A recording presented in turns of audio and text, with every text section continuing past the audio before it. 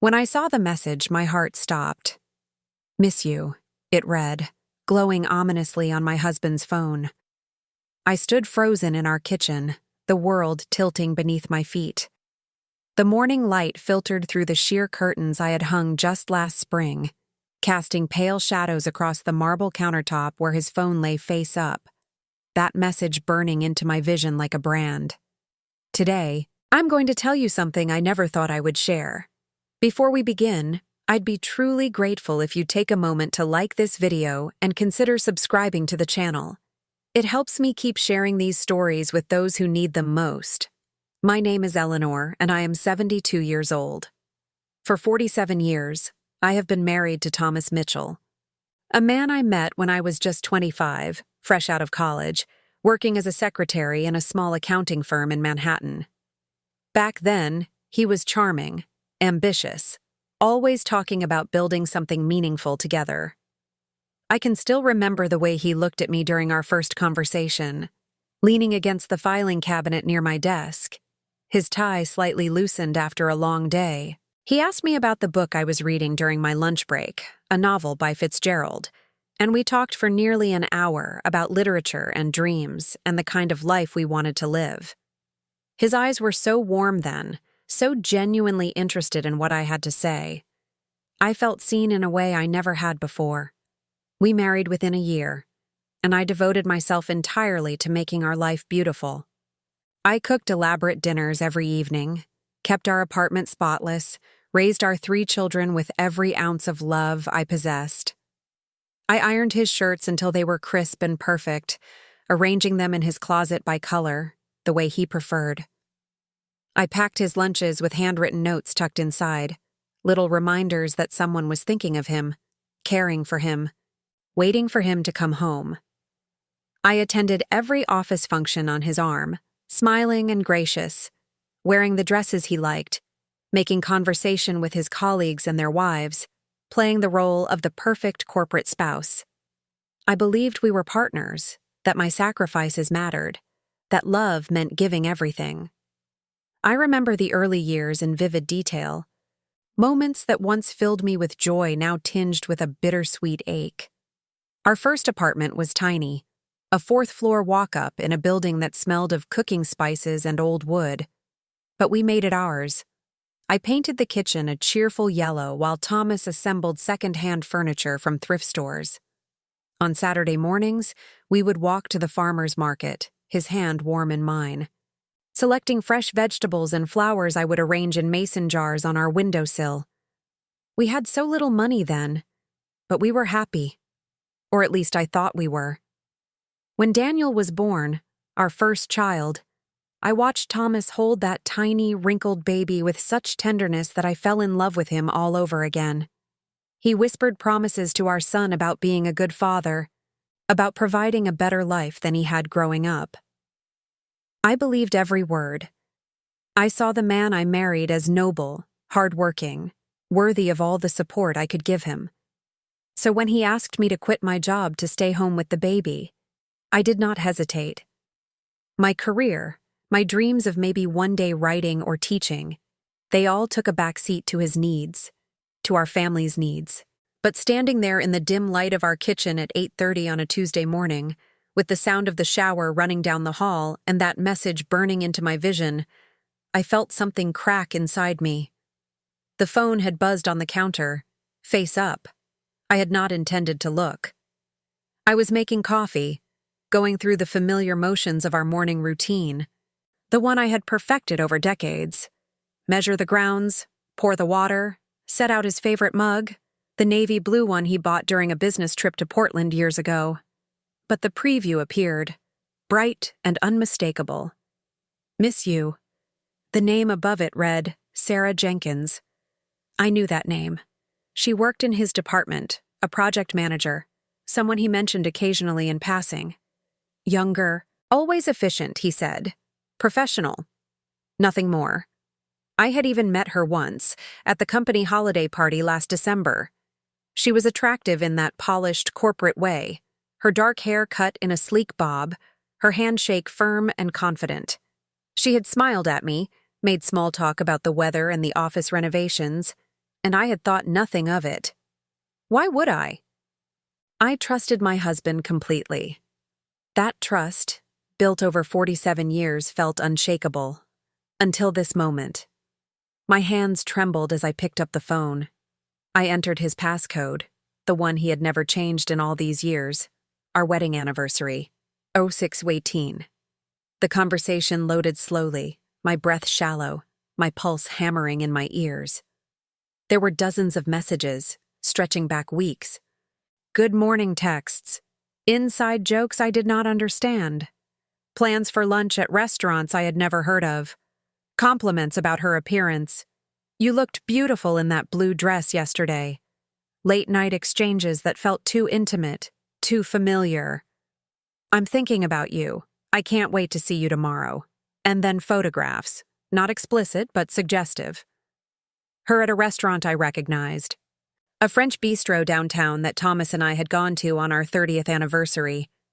Him sitting across from her, his smile broad and genuine in a way I had not seen directed at me in years. My chest tightened. I scrolled further, my eyes scanning message after message, each one a small knife cutting deeper. There were references to private conversations, to moments shared that I knew nothing about. Do you remember what you said to me in the elevator? That made my whole day. I saw emojis, hearts, and winks and playful banter that felt like a betrayal in itself. This was not just professional. This was not just friendly. This was intimacy. This was a relationship running parallel to ours, hidden in plain sight. I heard the water shut off. Panic flooded through me. My mind raced. I could confront him immediately, demand answers, let my pain spill out in a torrent of accusations. But something stopped me. Instead, with shaking fingers, I typed a reply. Who is this? I sent it and placed the phone back exactly where it had been, screen down, and walked quickly to the bedroom. My heart pounded so hard I thought I might faint. I sat on the edge of our bed, the one we had shared for decades, the quilt I had sewn by hand years ago now feeling like a shroud. The intricate stitching, the pattern of interlocking rings I had chosen to symbolize our eternal bond, now mocked me with its naivety. Within seconds, the phone buzzed again. I could hear it from where I sat, the vibration harsh against the marble countertop. Then another buzz, and another. Thomas emerged from the bathroom, wrapped in a towel, his hair damp, humming softly. He always hummed after his shower, usually old Beatles songs. Today it was Yesterday. The irony was not lost on me.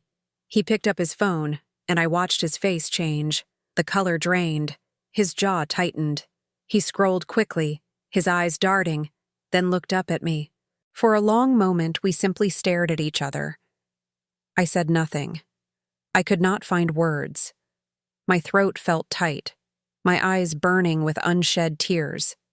He opened his mouth, closed it, then turned and walked into the closet without a word.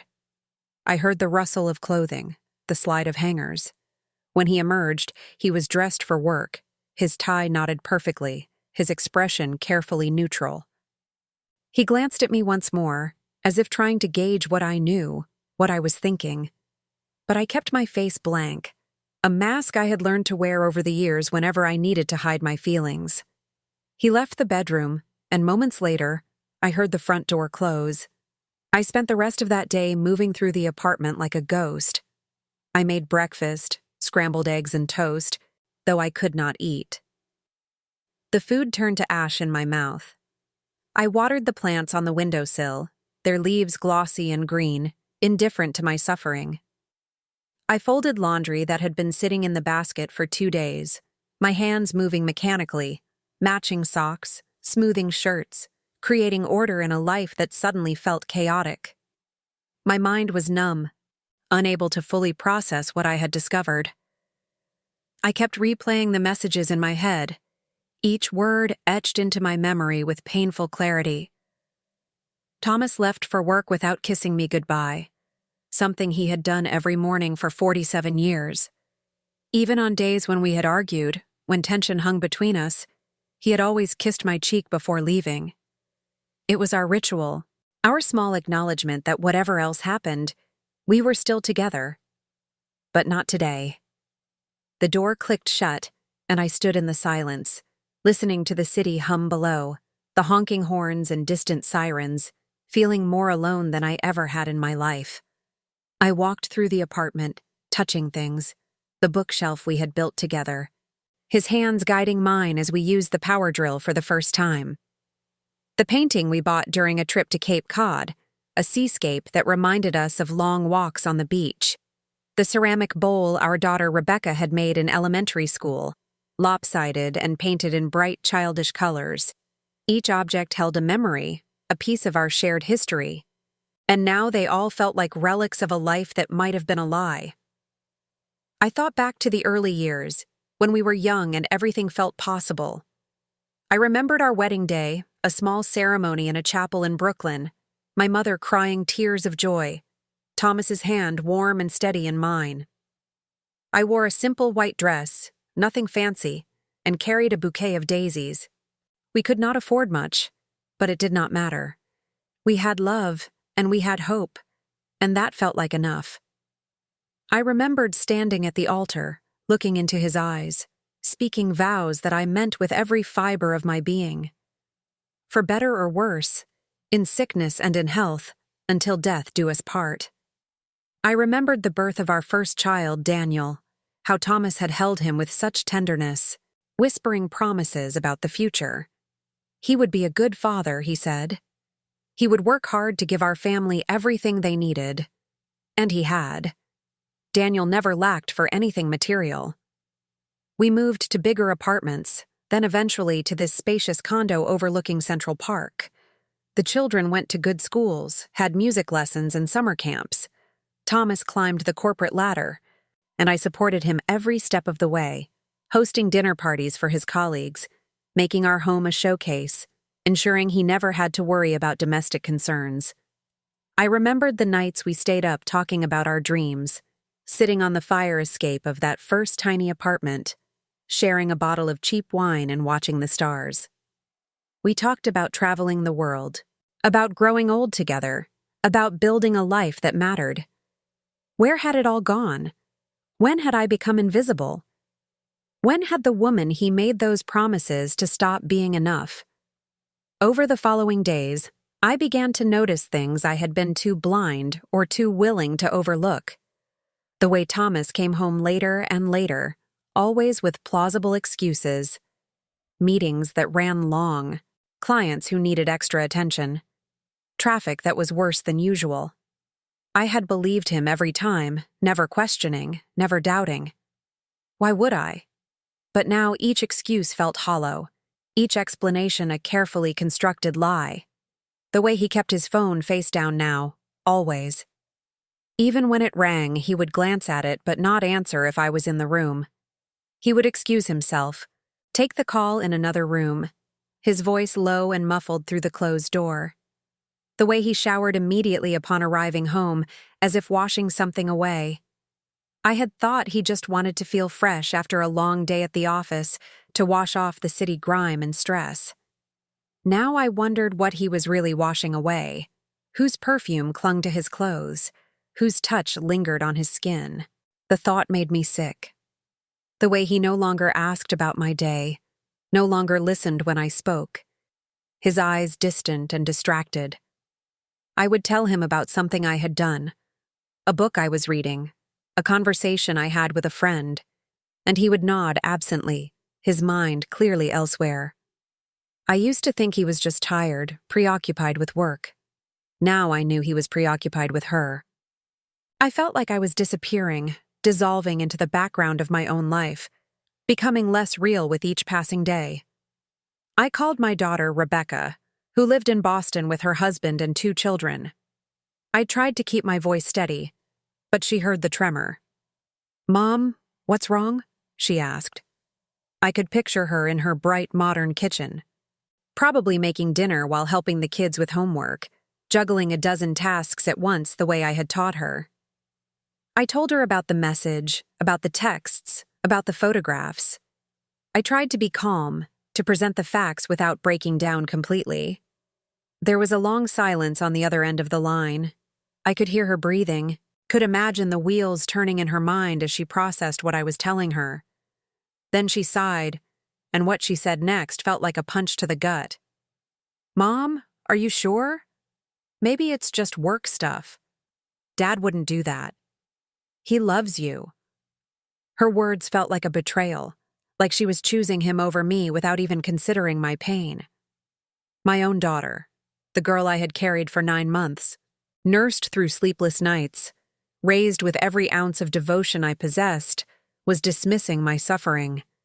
Was I imagining things? Was I being paranoid?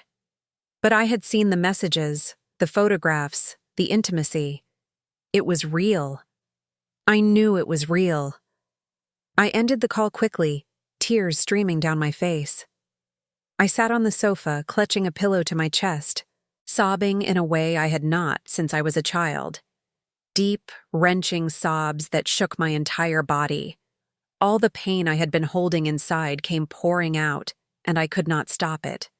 I cried for the marriage I thought I had, for the man I thought I knew, for the years I had given freely and completely, believing they were valued. I looked at myself in the mirror that night. Really looked. I stood in the bathroom, the harsh overhead light revealing every flaw, every sign of aging I usually tried to ignore. My hair was gray, thinning at the temples. I had stopped coloring it years ago, after Thomas said he liked the natural look, that it made me distinguished. Now I wondered if he had just stopped caring how I looked. My face was lined, the years etched into every crease, crow's feet around my eyes, deep lines framing my mouth, a softness in my jawline that no amount of cream could firm. My body was softer, older, nothing like the young woman Thomas had married. I had gained weight over the years, especially after the children were born. My waist had thickened, my breasts sagged, my skin was looser. I had stretch marks, scars from 3 C-sections, visible reminders of the children I had borne. I had never been particularly vain, had never obsessed over my appearance. But now, looking at this older woman in the mirror, I wondered if that was why. If I had failed him somehow by aging, by becoming less desirable. The thought made me sick, but I could not shake it. I had given him everything, and it had not been enough. I began piecing together a timeline, sitting at the kitchen table with a notebook, writing down dates and events, trying to make sense of when this had all started. The late nights had started about 6 months ago, around the time Sarah joined his department. I remembered Thomas mentioning a new project manager, someone brought in from the Chicago office to help with a major client account. He had said she was competent, that she would be a good addition to the team. Nothing more. But thinking back, I realized the distance between us had started around then too. I found receipts tucked into his coat pockets, dinners at expensive restaurants I had never been to, Le Bernardin, Percé, Daniel, places we had talked about visiting for special occasions but never had. The receipts showed 2 entrees, 2 glasses of wine, desserts shared. The amounts were staggering, hundreds of dollars for a single meal. I thought about the times I had suggested going out to dinner, and he had said we should save money, that eating at home was better. Apparently, that only applied when I was the dinner companion. I found a credit card statement showing purchases from a jewelry store, Tiffany & Co. at Oz, gifts I had never received. A necklace for $1,800 purchased 3 weeks ago. For our last anniversary, Thomas had given me a gift card to a bookstore. I had thanked him, touched by the thought, even though it had felt impersonal. Now I knew where his real generosity had been directed. My chest tightened with every new discovery, the evidence mounting, undeniable. One evening, I made his favorite meal, pot roast with roasted vegetables and mashed potatoes, the same dinner I had made 1,000 times before.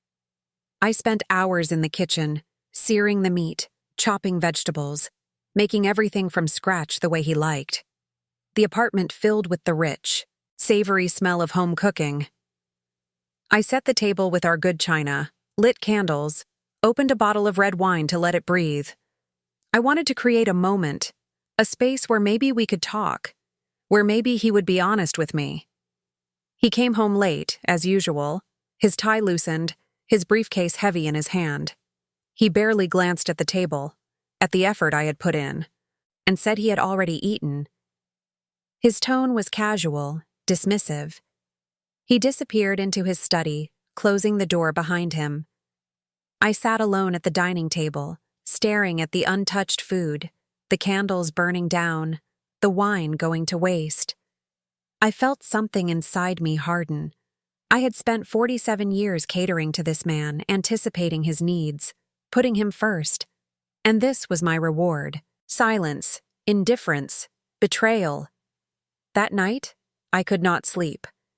I lay beside him in the dark, listening to his breathing, steady and unbothered. He fell asleep easily, as he always did, while I stared at the ceiling, my mind racing. I thought about everything I had sacrificed. I had given up my career to raise our children, to support his ambitions. I had loved my job, had been good at it. My boss had told me I had potential, that I could move up if I wanted to. But when Daniel was born and Thomas's career started taking off, it made sense for me to stay home. One of us needed to be there for the children, and his job paid more. So I gave up my salary, my independence, my identity outside of wife and mother. I had moved across the country for his job opportunities, leaving behind friends and family. We had lived in 4 different cities over the years, each move driven by his career advancement. And each time, I had packed up our lives, found new schools for the children, made new friends, started over. I never complained. I told myself it was an adventure, that we were building something together, but each move had also meant leaving behind pieces of myself, connections and communities that took years to build. I had nursed him through illnesses, supported him through professional setbacks, celebrated every success as if it were my own. When he had pneumonia 10 years ago, I stayed by his side for 2 weeks, barely sleeping, monitoring his fever, making sure he took his medications. When he was passed over for a promotion he desperately wanted, I held him while he cried, told him he was talented and deserving, helped him draft a plan to prove himself. When he finally made partner at his firm, I threw a party, inviting everyone he wanted to impress, spending weeks planning every detail to make sure it was perfect. I had made our house a home, a sanctuary he could always return to.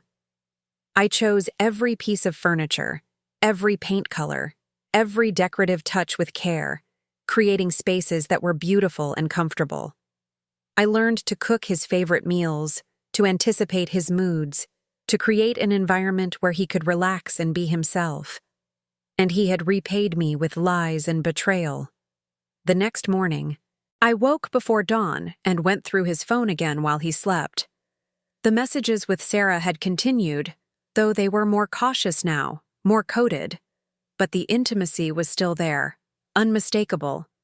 I saw plans for an upcoming business trip to Chicago, a conference they were both attending. The dates were 2 weeks away. The messages made it clear they intended to spend time together, away from prying eyes. "I can't wait to have you all to myself for 3 days," she had written. "No hiding, no sneaking around. Just us." His response, counting down the hours. My hands shook as I read, my stomach churning. I wanted to scream, to wake him and demand the truth, to throw the phone at his head and watch him scramble for explanations. But I stayed silent, my rage simmering beneath the surface. I needed to think, to plan, to decide what I wanted to do with this information. Confronting him in anger would give him the upper hand, would let him control the narrative, paint me as hysterical or irrational. I needed to be strategic. I began to withdraw from the life I had built around him. I stopped cooking elaborate meals, making only enough for myself. When he asked about dinner, I told him there were leftovers in the fridge or suggested he order takeout. I stopped doing his laundry, folding his clothes, picking up after him. His shirts piled up in the hamper. His dry cleaning went uncollected. His shoes lay where he kicked them off. I stopped asking about his day, stopped trying to engage him in conversation. When he came home, I greeted him with a polite nod and went back to whatever I was doing, reading, painting, watching television. If he noticed, he did not say anything. He seemed almost relieved, as if my retreat gave him more freedom to continue whatever he was doing. The apartment grew quieter, the silence between us thick and suffocating. We moved around each other like strangers sharing a space, polite but distant. I wondered if he even cared. Or was he so absorbed in his new relationship that he barely registered my absence?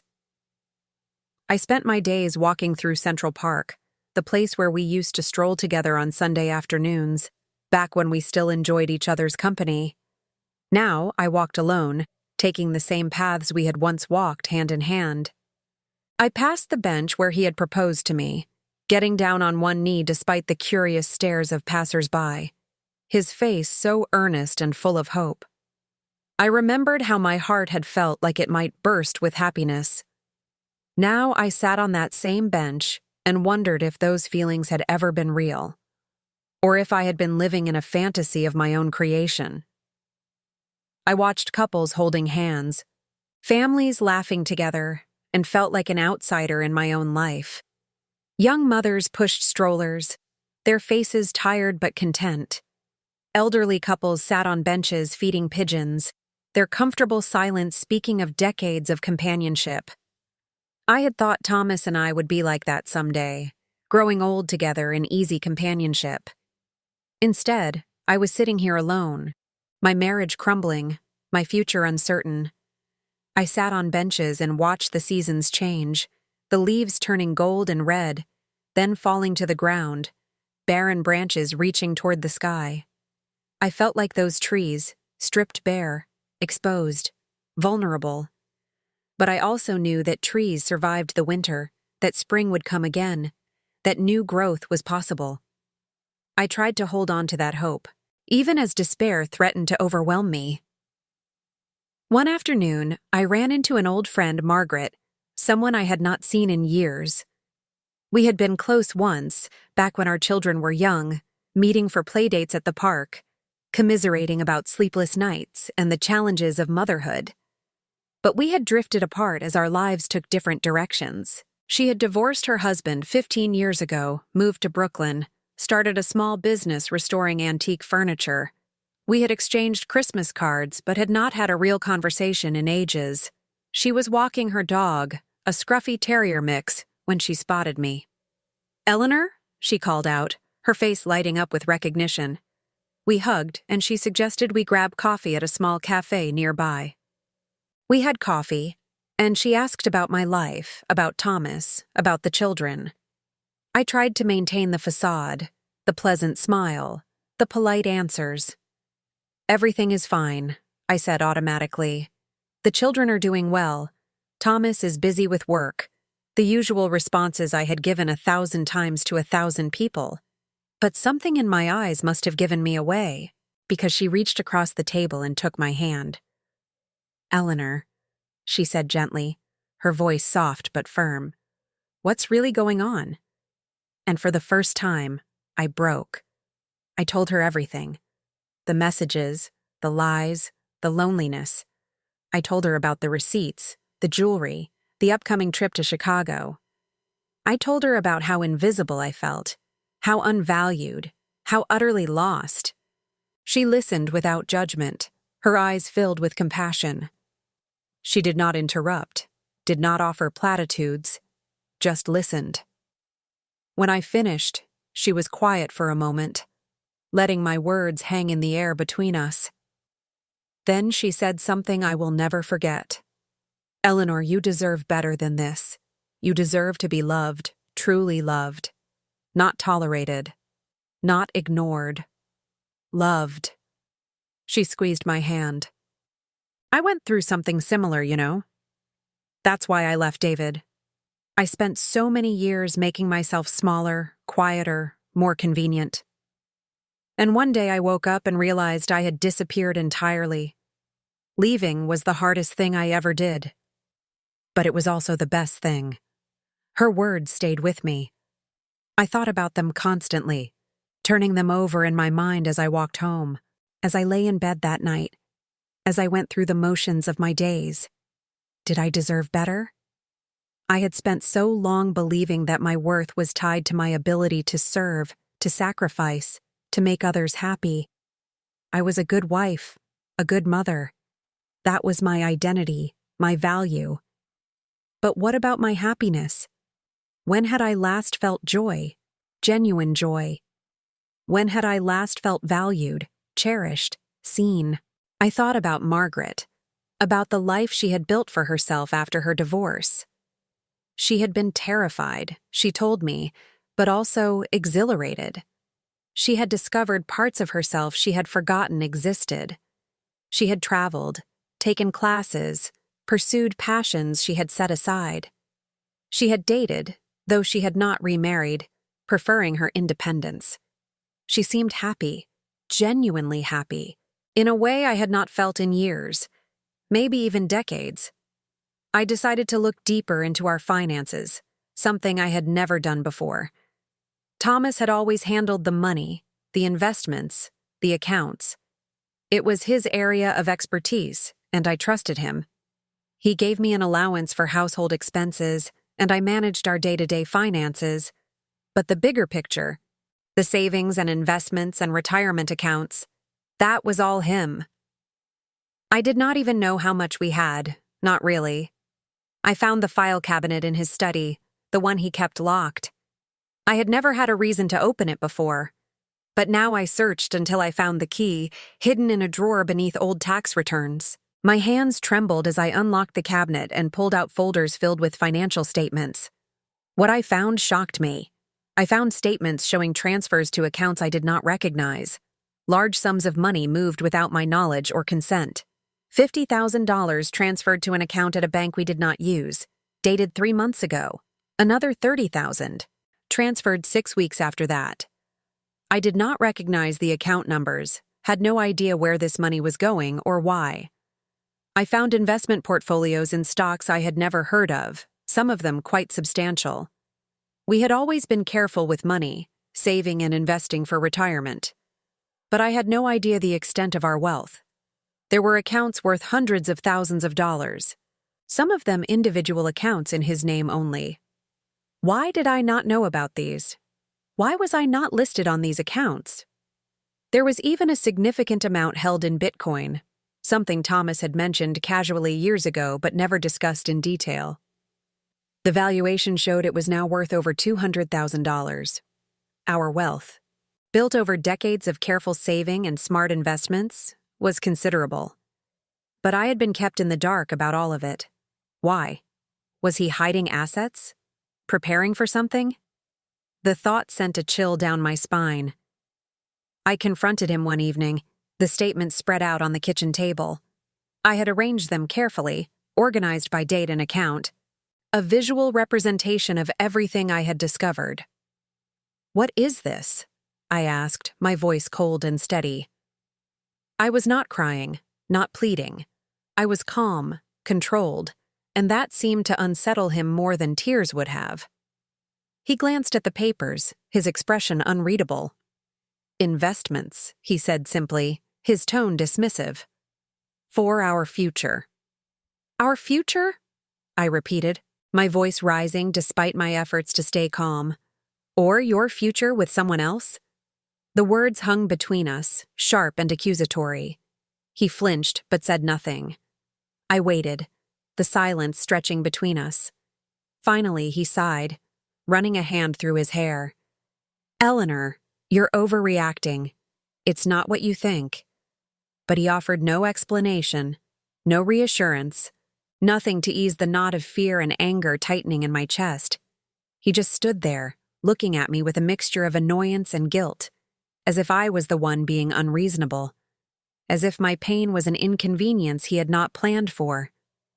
I gathered up the statements, holding them to my chest like evidence, like proof that I was not crazy, that my suspicions were founded in reality.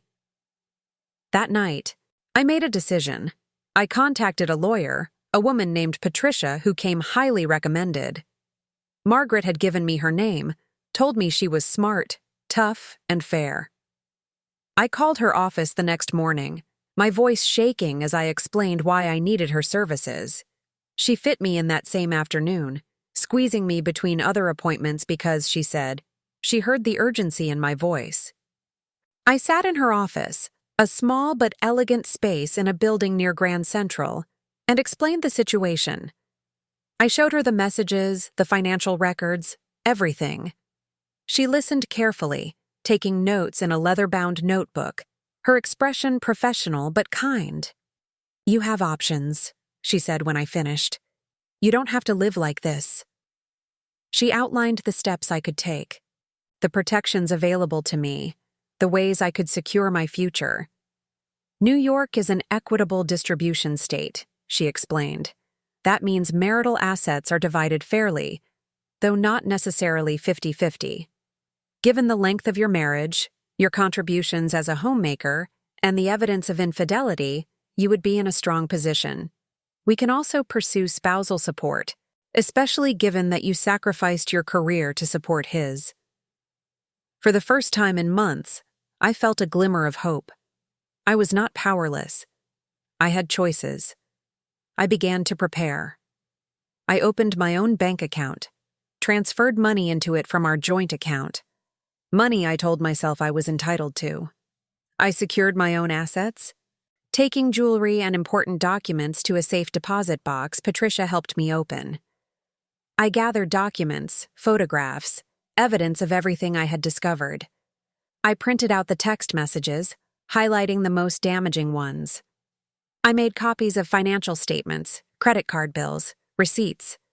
I created a timeline of his lies and deceptions. I moved slowly, carefully, making sure every step was deliberate, that I was building a case that could not be refuted. Thomas seemed oblivious, or perhaps he simply did not care. He continued his routine, his late nights, his distant demeanor. He left for his Chicago trip on a Thursday morning, his suitcase packed, his mood almost cheerful. "Have a good week?" he said as he kissed my cheek. A gesture so automatic and meaningless it made me want to scream. I smiled and told him to have a safe flight. And then I watched him leave, wondering if he had any idea that I knew exactly what he was planning, exactly who he would be with. And I continued mine, quietly building a life separate from him. I started exercising, taking long walks that turned into short jogs, then longer runs. I felt my body grow stronger, my mind clearer. I started eating better, cooking meals I enjoyed rather than meals designed to please him. I bought new clothes, pieces that made me feel good, that reflected my own taste rather than what I thought he would like. I was reclaiming small pieces of myself, one day at a time. One evening, our son Daniel called from Seattle. He had always been close to his father, admired him, wanted to be like him. Daniel was a lawyer now, successful and driven, just like Thomas. He called to check in, something he did once a month with dutiful regularity. I answered the phone, trying to sound normal, but Daniel heard the strain in my voice immediately. "Mom, is everything okay?" he asked. I hesitated, then told him the truth. I explained about the messages, about Sarah, about the lies. There was a long silence on the other end of the line. I could hear him breathing, could imagine the conflict playing across his face. Then he said, in a voice tight with discomfort, "Dad wouldn't do that. You must be mistaken. Maybe you misunderstood something. People text coworkers all the time. It doesn't mean anything." His words cut deep, another betrayal, another person choosing not to see my pain. "I'm not mistaken, Daniel," I said quietly. "I've seen the evidence. I know what's happening." But he did not want to hear it. He made excuses, suggested I was stressed, maybe needed to talk to someone, maybe was reading too much into innocent interactions. He was protecting his father, protecting the image he had of his family, and in doing so, he was dismissing me entirely. I hung up, feeling more isolated than ever. My own son did not believe me. Or perhaps he did believe me but found it easier to deny, to pretend everything was fine, to avoid the messy reality of his parents' failing marriage. Either way, his lack of support felt like abandonment. But then, unexpectedly, my youngest Emily showed up at my door. She lived in the city, worked as a teacher in Brooklyn. She had always been perceptive, sensitive to the moods and undercurrents in our family. She rang the bell on a Saturday afternoon, her arms full of grocery bags. "I'm making you dinner," she announced, brushing past me into the kitchen. "And you're going to tell me what's going on." She took one look at me and pulled me into a hug. I broke down, sobbing into her shoulder the way I used to when she was a child, and she would comfort me after particularly difficult days. "Tell me," she said gently, leading me to the sofa, sitting beside me, holding my hand. And I did. I told her everything, every painful detail, and she listened. Really listened. Her face was a mixture of sadness and anger, tears sliding down her cheeks as I spoke. When I finished, she was crying openly. "Mom, I'm so sorry. You don't deserve this. How could he do this to you?" Her validation, her belief in me felt like a lifeline. I was not crazy. I was not overreacting. My pain was real, and it mattered. She stayed that night, and the next night, and the night after that. Her presence a comfort I had not realized how desperately I needed. Emily stayed with me for a few days. Her presence a comfort. We talked late into the night, about everything and nothing. She helped me see that I had spent so long defining myself through others, through my role as wife and mother, that I had forgotten who I was underneath it all. "Who are you, Mom?" she asked gently one night, as we sat on the sofa with mugs of tea. "Not as Dad's wife, not as our mother, just you. Who is Eleanor?" The question shook me. I did not know how to answer. I had been Thomas's wife for so long, had been Daniel and Rebecca and Emily's mother, had been the woman who organized fundraisers for the school, who volunteered at the community center, who hosted Thanksgiving dinner every year. But who was I, separate from all those roles? What did I want? What did I enjoy? What were my dreams, my passions, my desires? I could not answer. I had lost myself so completely that I did not even know where to begin looking. Over the following weeks, I began to rediscover pieces of myself I had buried. I remembered that I used to love painting, that I had once dreamed of being an artist. In college, I had taken art classes, spent hours in the studio, lost in the act of creation. I had been good, my professors had said. I had potential. But after I married Thomas, there was no time for painting. There were dinners to cook, children to raise, a household to run. My easel had ended up in storage, my brushes dried out and forgotten. I bought new supplies, set up a small easel in the spare bedroom, the one we had used as a guest room, but that rarely saw visitors anymore. I squeezed paint onto a palette, the colors bright and vibrant, and picked up a brush. It felt strange in my hand at first, awkward and unfamiliar. But slowly, the movements came back, muscle memory guiding my hand. The colors blending, the images forming. I painted my pain. My anger, my loneliness. Dark, turbulent canvases filled with storms and shadows. And then, gradually, I began to paint hope. Soft dawns, blooming flowers, open horizons. I also started attending a support group for women going through similar struggles. Patricia had recommended it, a group that met twice a month in a community center downtown. I was nervous the first time I went, sitting in a circle of folding chairs with a dozen other women, all of us carrying our own stories of betrayal and heartbreak. But as I listened to them speak, I realized I was not alone. There were others who understood, who had felt the same betrayal, the same heartbreak.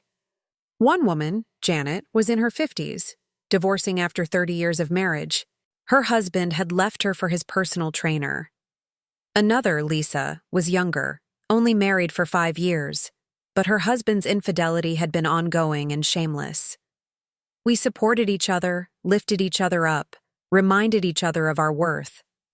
We celebrated small victories, opening a new bank account, consulting a lawyer, standing up to a critical family member. We held each other through the hard days, the moments of doubt and despair. It was healing in a way I had not expected. Thomas noticed the changes in me. I could see it in his eyes, the confusion, the wariness. One evening, he stood in the doorway of the spare room, watching me paint. "What are you doing?" he asked, his tone somewhere between curious and annoyed. "I'm finding myself," I said simply, not looking up from my canvas. He frowned, clearly unsure how to respond, then walked away. I felt a strange satisfaction in that moment, a sense of reclaiming something he could not take from me. But the real breaking point came a few weeks later. I was cleaning out the closet, sorting through old boxes, purging things we no longer needed, when I found a stack of letters tucked into a shoebox, hidden behind old sweaters on the top shelf. They were from Sarah, handwritten, dated over the past several months. The sight of them made my heart stop. I sat on the floor of the closet and read them, each one more intimate than the last. She wrote about their future together, about plans to leave their respective spouses, about a life they were building in secret. "I found an apartment we could rent," she wrote in one letter. "Something small but comfortable, a fresh start for both of us." In another, "I know this is hard, but we deserve to be happy. We deserve to be together." And in another, more recent, "I can't wait until we don't have to hide anymore. I'm tired of pretending. I want to wake up next to you every morning, fall asleep in your arms every night." My hands trembled as I read, my vision blurring with tears. This was not just an affair. This was a planned betrayal, a calculated exit strategy. They were not just seeing each other in secret. They were planning a life together, a future that did not include me. He was going to leave me. Or perhaps he was waiting for me to leave him, to make it easier, to let him play the victim. I placed the letters back in the box and stood up, my decision made. I would not be the woman left behind, the one who waited and hoped and forgave, only to be discarded when he was ready. I would not be the collateral damage of his choices. I deserved more. I deserved respect, honesty, love. And if he could not give me those things, I would give them to myself. The letters sat heavy in my hands, physical proof of a betrayal that went deeper than I had imagined. I took them to Patricia's office the next day, laying them out on her desk one by one. She read through them carefully, her expression growing more serious with each page. "This strengthens your case considerably," she said. "These demonstrate premeditation, planning, and intent to dissolve the marriage. He cannot claim this was a momentary lapse in judgment." We spent the next 2 hours going through every detail of my situation. Patricia explained the legal process, the timeline, what I could expect. She was thorough and compassionate, never rushing me, always making sure I understood each step. I left her office feeling more prepared, more in control. I had a plan now, a roadmap for the difficult journey ahead. That week, I did something I had never done before. I went to see a therapist, a woman named Dr. Chen who specialized in helping people navigate major life transitions. I sat in her comfortable office, surrounded by plants and soft lighting, and for the first time, I allowed myself to fully feel everything I had been holding back: the pain, the rage, the grief, the fear. I cried until I had no tears left, and Dr. Chen sat with me through it all, offering tissues and quiet understanding. Over the following weeks, our sessions became a safe space where I could process the complexity of my emotions. I was not just losing a husband. I was losing the life I had built, the identity I had constructed, the future I had imagined. Even knowing Thomas had betrayed me, even knowing I deserved better, there was still grief in letting go of 47 years. Dr. Chen helped me understand that I could be both angry at him and sad for myself, that these feelings were not contradictory but natural. She asked me questions that made me think deeply about who I had been before Thomas, what dreams I had given up, what parts of myself I had suppressed to fit into the role of dutiful wife. I talked about my college years, when I had written poetry and painted watercolors and imagined a life filled with art and creation. I talked about how I had convinced myself that being a good wife and mother was enough, that my own ambitions were selfish. "You are allowed to want things for yourself, Doctor," Chen said gently one afternoon. "Wanting to be seen, valued, loved. These are not selfish desires. They are basic human needs. For 47 years, you met Thomas's needs. You anticipated them, prioritized them, sometimes at great cost to yourself. And he took that devotion for granted. That says something about him, not about you." Her words cracked something open inside me. I had spent so long blaming myself, wondering what I could have done differently, how I could have been better. But the truth was, I had been enough. I had always been enough. Thomas's inability to see that, to value it, to honor it, that was his failure, not mine. I began to journal, filling pages with thoughts and memories and realizations. I wrote about the early years of our marriage, trying to separate the good memories from the painful knowledge of how it had ended. I wrote about moments when I had felt truly happy, and moments when I had swallowed my own needs to keep the peace. I wrote about the person I wanted to become, the life I wanted to create for myself moving forward. One entry, written late at night after a particularly difficult therapy session, captured the shift happening inside me. I wrote, "I have spent 47 years trying to be enough for someone who was determined to find me lacking. I have bent myself into impossible shapes, trying to fit into the space he wanted me to occupy. I have made myself smaller, quieter, more convenient. And still, it was not enough. Because the problem was never me. The problem was that he stopped choosing me, stopped seeing me, stopped valuing what we had built together. I cannot change that. I cannot fix that. All I can do is choose myself now, the way he chose someone else." Reading those words back, I felt a sense of clarity I had not experienced in months. This was not about revenge or punishment. This was about self-preservation, about reclaiming my right to be valued and respected. I deserved a partner who chose me every day, who saw my worth, who honored our commitment. Thomas had proven he was not that person, and staying with him would mean accepting that I deserved less than I knew I did. I also began to understand the financial implications of divorce more fully. Patricia walked me through our assets, the apartment, the investment accounts, the retirement funds. Everything we had built together would need to be divided. The thought was overwhelming at first. This apartment had been our home for 20 years. Every room held memories, some painful now, but others still precious. Daniel taking his first steps in the living room, Rebecca practicing piano for hours, the sound filling the space. Emily curling up with books in the window seat, reading until the sun went down. But I also knew I could not stay here, surrounded by reminders of a life that no longer existed. Patricia suggested I start thinking about what I wanted my post-divorce life to look like. Did I want to stay in the city? Did I want to downsize? What kind of lifestyle did I want to maintain? These were questions I had never considered before. I had always thought Thomas and I would grow old in this apartment, watching the seasons change from our window, hosting holidays with our children and grandchildren.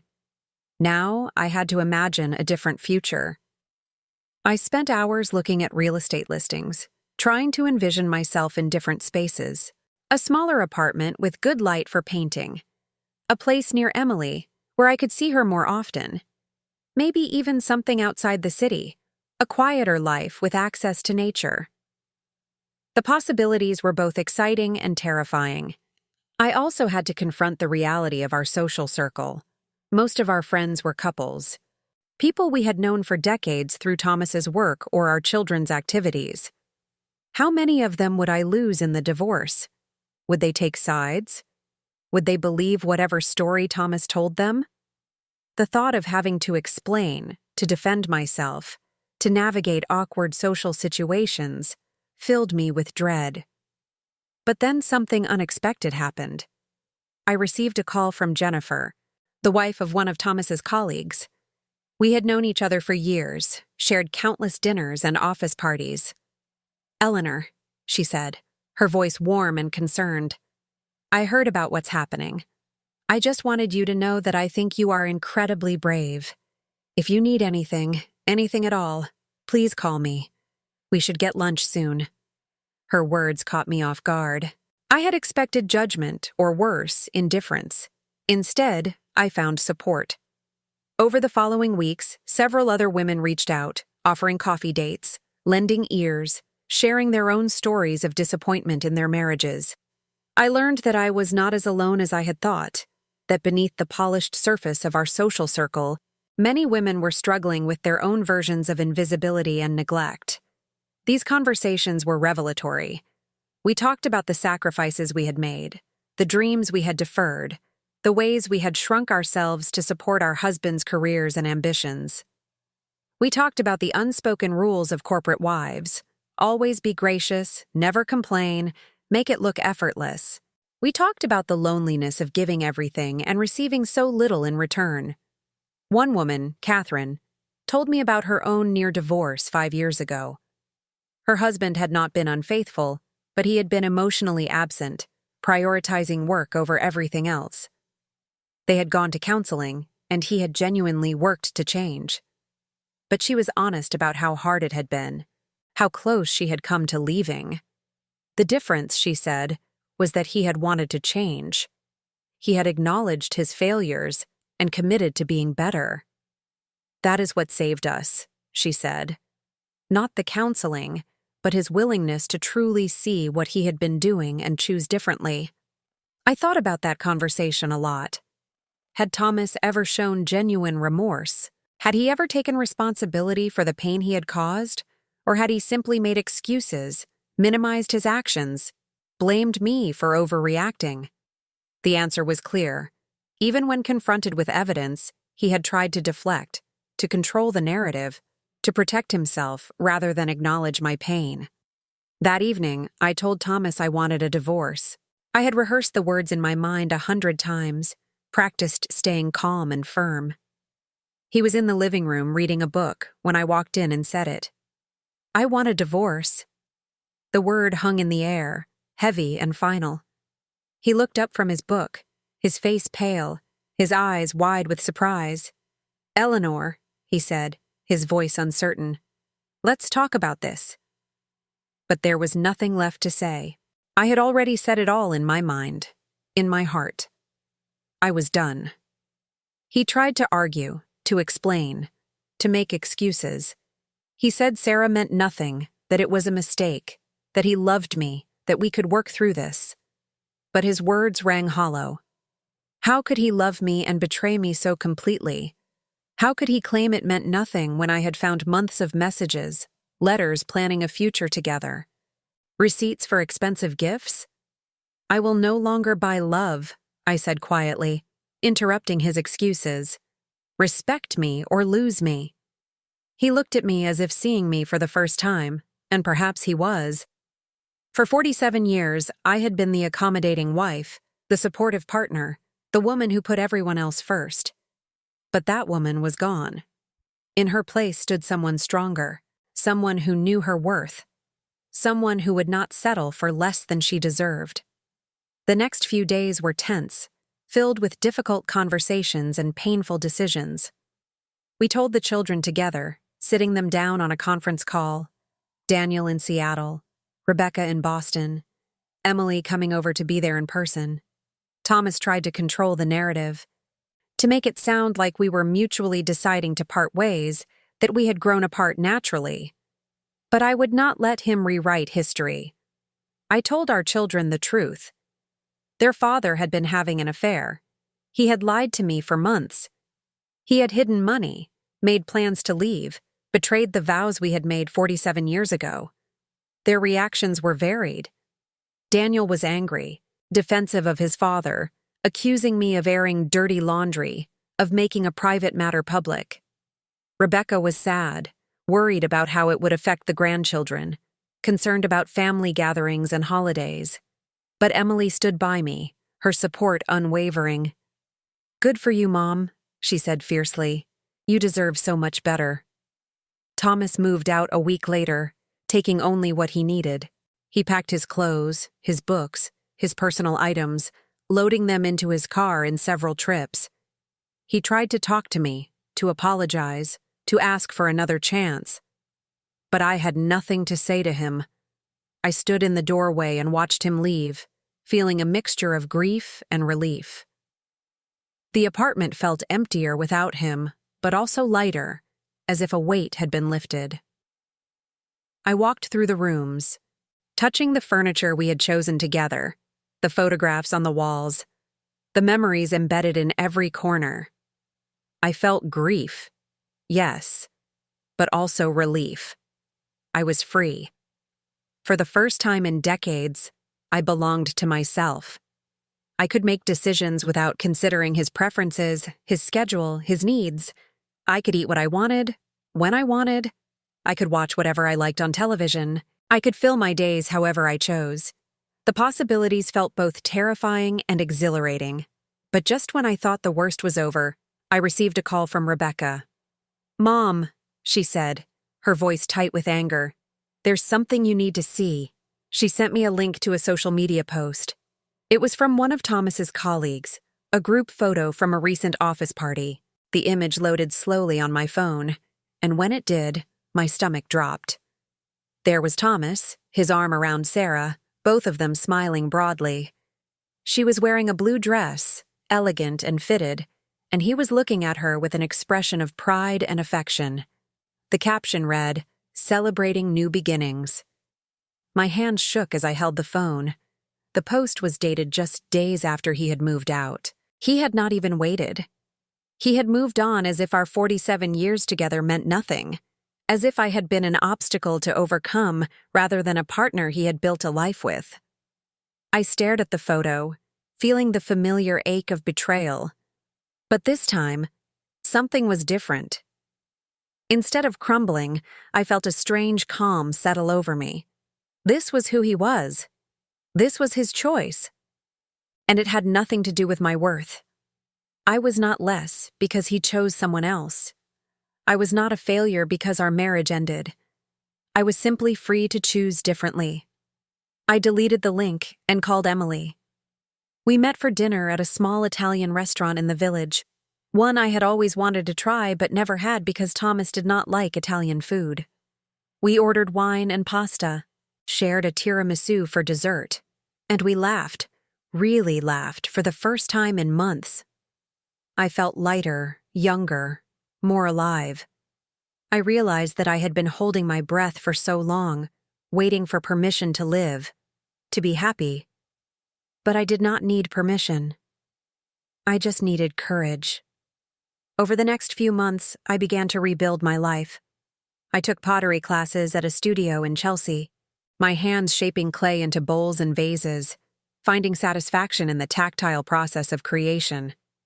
I joined a book club that met monthly at a local bookstore, discussing novels and memoirs, engaging in debates about themes and characters.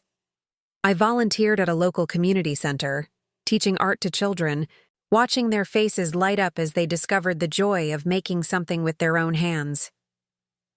I traveled to places I had always wanted to see, places Thomas had never been interested in.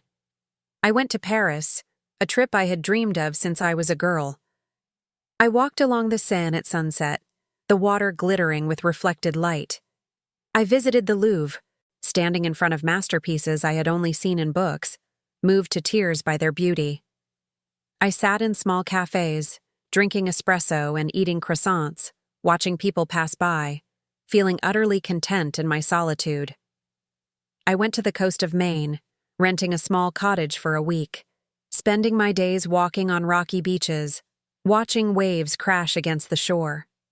I felt the salt air on my skin, breathed in the scent of pine and sea, listened to the cry of gulls overhead. I collected sea glass, smooth pieces worn by time and tide, beautiful in their imperfection. I felt alive in a way I had not in years, connected to something larger than myself. I reconnected with old friends, people I had lost touch with over the years as I prioritized Thomas's social obligations over my own relationships. We met for coffee, for lunch, for long walks in the park. We talked about our lives, our regrets, our hopes. I realized how much I had missed, how much I had given up in service of a marriage that had long since lost its meaning. But I also realized it was not too late. I still had time. I still had life to live. One of these reconnections was particularly meaningful. I reached out to Susan, my college roommate, someone I had been incredibly close to before I married Thomas.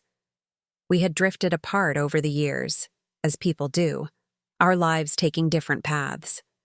She had become a professor of literature, teaching at a small college in Vermont, never married, dedicated to her work and her students.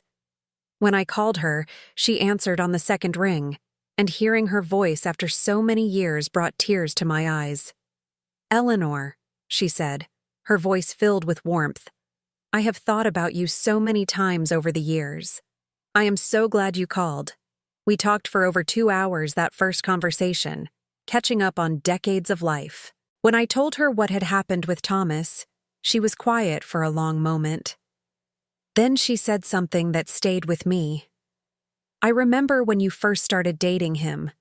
You were so vibrant, so full of dreams. You talked about traveling, about writing, about all the things you wanted to see and do. And then, gradually, all those dreams became about supporting his dreams instead. I watched you make yourself smaller, and it broke my heart. But I did not know how to say it without seeming like I was judging your choices." Her honesty was painful, but necessary. She invited me to visit her in Vermont, and a month later, I drove up for a long weekend. Her home was a cozy cottage near the college, filled with books and art and the warm smell of coffee always brewing. We spent the weekend talking, cooking together, taking long walks through the beautiful Vermont landscape. She showed me her campus, introduced me to her colleagues, took me to her favorite bookstore in town. Being with Susan reminded me of who I had been before I became Thomas's wife. She treated me not as someone to be pitied, but as someone rediscovering her own strength. We stayed up late one night, drinking wine and looking through old college photos. There I was, young and confident, paint-stained and laughing, surrounded by friends. "When did I lose that girl?" I asked, looking at a photo of myself at an art show, standing proudly next to my work. "You did not lose her," Susan said gently. "You just buried her under years of trying to be what someone else needed. But she is still there, Eleanor. I can see her coming back." That weekend gave me hope in a way I had not expected. It showed me that I could build a life that was rich and full, even without a partner, even starting over at 72. I also began exploring new interests, things I had never had time for before. I took a photography class at a local community college, learning to see the world through a different lens, literally and figuratively. I joined a hiking group for women over 60, spending weekends exploring trails in the Hudson Valley, pushing my body in ways I had not in years. The physical challenge was invigorating, and the camaraderie with the other women was life-giving. I even tried things that scared me. I took a solo trip to New Mexico, something I had always wanted to do, but Thomas had never been interested in. I spent a week in Santa Fe, visiting art galleries, hiking in the desert, watching sunsets that painted the sky in colors I had never seen before. Being alone in a new place was terrifying at first, but it was also liberating. I could eat when I wanted, wake up when I wanted, spend hours in a museum if something moved me, all without having to consider anyone else's preferences or schedule. One evening in Santa Fe, I sat in a small restaurant, eating dinner alone at a table by the window. A couple at the next table kept glancing at me, and I could see pity in their eyes. They probably assumed I was lonely, abandoned, sad, but I was none of those things in that moment. I was free. I was choosing my own adventure. I was discovering that I enjoyed my own company, that solitude was not the same as loneliness. I also started volunteering more seriously at the community center where I taught art classes. The director approached me about developing a new program for seniors, a series of workshops focused on creative expression for people going through major life transitions. The idea excited me. I spent weeks developing a curriculum, combining art therapy techniques with practical creative skills. The first session had 12 participants, all of them navigating loss in various forms: divorce, widowhood, retirement, health challenges. Watching these men and women discover or rediscover their creative voices was profoundly moving. One woman, Maria, had been married for 53 years when her husband passed away. She had never picked up a paintbrush in her life. But in my class, she created these stunning abstract pieces, all swirling colors and raw emotion. "Art helped me feel again," she told me one day. "I had been numb for so long, just going through the motions. But when I paint, I feel alive." Her words resonated deeply. That was what I had been doing too, going through the motions for so many years, numb to my own needs and desires, living a half-life. Now, through art and connection and choosing myself, I was feeling alive again. I redecorated the apartment, replacing old furniture with pieces that reflected who I was now, not who I had been. I painted the walls bright colors, the living room a warm golden yellow, the bedroom a soft sage green. I hung my own artwork, the canvases I had been creating, filling the space with my vision rather than compromising for someone else's taste. I filled the rooms with plants, greenery that brought life and oxygen, that required care and attention and gave beauty in return. I made it mine, a sanctuary that felt like home in a way it never had before. I invited friends over, hosted dinners, filled the rooms with laughter and warmth. I cooked meals I enjoyed, experimented with new recipes, served dishes on mismatched plates that I liked rather than the formal china Thomas had preferred. The apartment, once a place of silence and loneliness, became a place of joy, a space where I could be fully myself without apology. Emily visited often, sometimes bringing her boyfriend, a kind and thoughtful young man who treated her with respect and love. I watched the way he listened when she spoke, the way he asked her opinion, the way he supported her dreams. Watching them together, I felt hopeful. I had not been able to model a healthy relationship for my children, but perhaps they could find it for themselves. Perhaps they could learn from my mistakes, choose differently, choose better. One afternoon, I received a letter from Thomas. It arrived in the mail, my name and address written in his familiar handwriting. I stared at it for a long time before opening it, unsure if I wanted to know what it said. Finally, curiosity won. It was long, filled with apologies and regrets. He wrote about how much he missed me, how he realized he had made a mistake, how he wanted to try again. He said Sarah was not what he thought, that the relationship had fallen apart, that he understood now what he had lost. He wrote about our history, the years we had shared, the life we had built. He asked for forgiveness, for another chance, for the opportunity to prove he could be better. I read it slowly, feeling nothing. No anger, no sadness, no longing, just indifference. His regret was his to carry, not mine. I folded the letter, placed it in a drawer, and moved on with my day. I also heard through mutual friends that his relationship with Sarah had not lasted. The excitement of the affair had faded once it became reality. Once there were no more stolen moments or secret meetings, just the mundane reality of a relationship. They had argued about money, about where to live, about whose children to spend holidays with. The fantasy had crumbled under the weight of real life, and they had parted ways, bitter and disappointed. I felt no satisfaction in this, no vindication. It simply was. His choices, his consequences. I had my own life to live, my own path to walk. I began writing, something I had always loved but never pursued. I wrote about my experiences, my pain, my healing. I wrote stories about women finding their strength, reclaiming their lives, choosing themselves. I wrote for myself at first, not for publication, just for the act of creation, the release of putting words on a page. It was therapeutic, cathartic, a way of processing everything I had been through. And in writing, I found another piece of myself, another way of being in the world. Eventually, I shared some of my writing with my book club. They encouraged me to submit to literary magazines, to consider publishing. I was hesitant at first, unsure if my words were good enough, if anyone would care about my story. But I tried, sending out submissions, collecting rejections, and then finally, an acceptance. Seeing my words in print, knowing that someone else had found meaning in my experience, was deeply validating.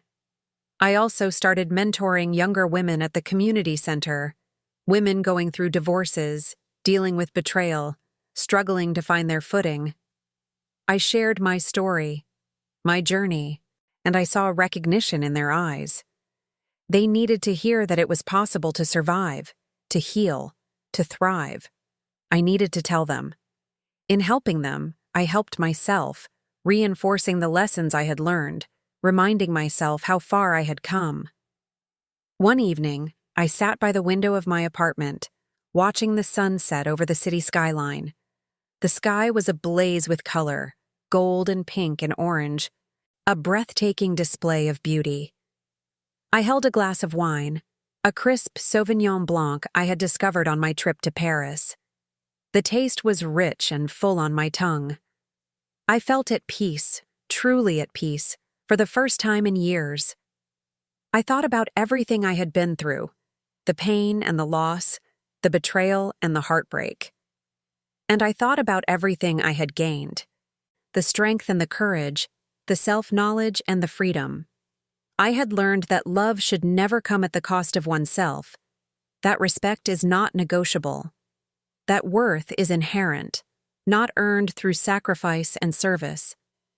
I had learned that it is never too late to start over, to choose differently, to reclaim your life. I had learned that I was enough, just as I was, without needing to shrink or hide or apologize. I had learned that my happiness mattered, that my dreams were valid, that my voice deserved to be heard. I thought about the woman I had been when this all started, standing in that kitchen, staring at that message, feeling like her world was ending. And I thought about the woman I was now, sitting by this window, watching this sunset, feeling like her life was just beginning. They were the same person, and yet they were completely different. The journey between those two moments had been painful, but it had also been necessary. It had led me here, to this place of peace and possibility. I raised my glass to the setting sun, a silent toast to myself, to my resilience, to my future. I had survived. I had healed. I had grown, and I was ready for whatever came next. The past was behind me, a series of lessons that had shaped me but no longer defined me. The future stretched ahead, full of potential and promise, and I was no longer afraid. I thought about the life I was building, the friendships I was nurturing, the passions I was pursuing. I thought about the woman I was becoming, someone who knew her worth, who demanded respect, who chose joy. I had spent so many years believing that my purpose was to serve others, to make their lives better, even at the expense of my own happiness. But now I understood that I deserved to be happy too, that my life mattered, that I was worthy of love and respect and all the good things life had to offer. Have you ever lived, or known someone who lived, something like this? If my story resonates with you, please share your thoughts in the comments below. And if you found value in my journey, I would be grateful if you would like this video and subscribe to the channel. Let's support each other in finding our own strength, our own worth, our own freedom. Together, we can remind each other that it is never too late to choose ourselves, to honor ourselves, to love ourselves. Thank you for listening. Thank you for being here. And remember, you are enough. You have always been enough.